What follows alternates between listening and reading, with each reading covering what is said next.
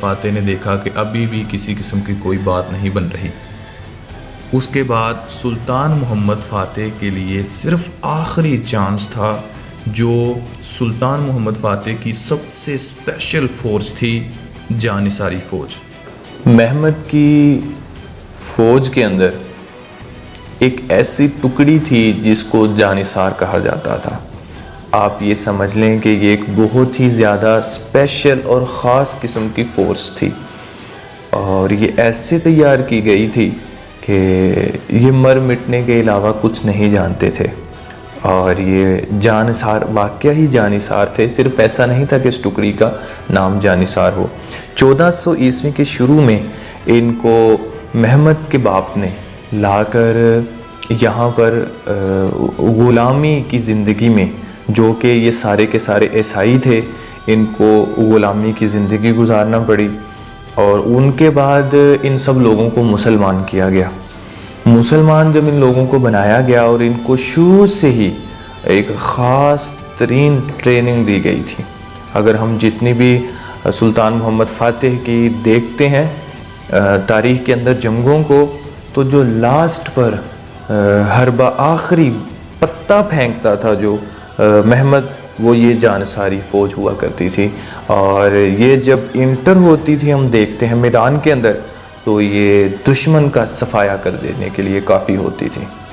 چنانچہ سلطان محمد فاتح نے جانثاری فوج کو حملے کے لیے تیار کیا کہ وہ اب آخر میں کانسٹنٹائنوپل کی جسٹنیانی فوج، جو 20,000 فوجیوں پر مشتمل تھی، یہ رومنز نہیں تھے، یہ اٹیلین تھے، اور یہ بھاڑے کے فوجی تھے، یہ پیسے لے کے لڑنے والے تھے، اور ان کو کانسٹنٹائنوپل کے شہزادے نے کرائے پر لے کر استعمال کیا سلطان محمد فاتح کی فوج کے خلاف۔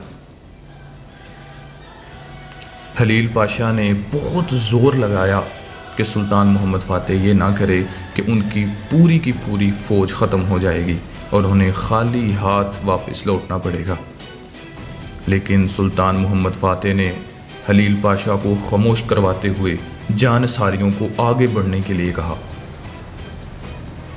جب جانثاری اپنی پوری قوت و طاقت کے ساتھ آگے بڑھے تو پوری جنگ کا پاسا پلٹ کر رکھ دیا۔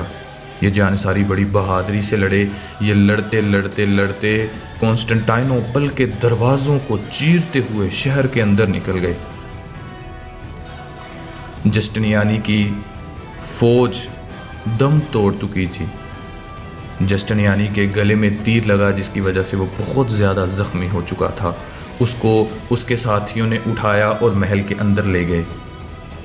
اب یہ فوج دیواروں کے دروازوں کے پار جا رہی تھی۔ دوستو، یہ ایک شدید ترین ایک پوری رات کی جنگ تھی۔ اس جنگ نے سلطان محمد فاتح کی جانثاری اسپیشل فورس نے سلطان محمد فاتح کو قسطنطنیہ کے خواب کو حقیقت میں بدل کے رکھ دیا۔ دوستو، صبح کی اذانوں کے وقت تک قسطنطنیہ فتح ہو چکا تھا۔ سلطان محمد فاتح نے قسطنطنیہ کے شہر میں اپنی فتح کا پہلا قدم رکھا۔ تاریخ کے اوراق گواہ ہیں کہ سلطان محمد فاتح جب آیا صوفیہ میں گیا تو اس کی دیواروں کو کئی دیر تک دیکھتا رہا۔ پھر وہ اس کے گنبد میں گیا اور وہاں سے اس نے کانسٹنٹائنوپل کے پورے شہر کا نظارہ کیا۔ دوستو، جس نے اس شہر کو بنایا تھا اس کا مجسمہ یہاں نصب تھا۔ اس کو بھی سلطان محمد فاتح کئی دیر تک کھڑا دیکھتا رہا۔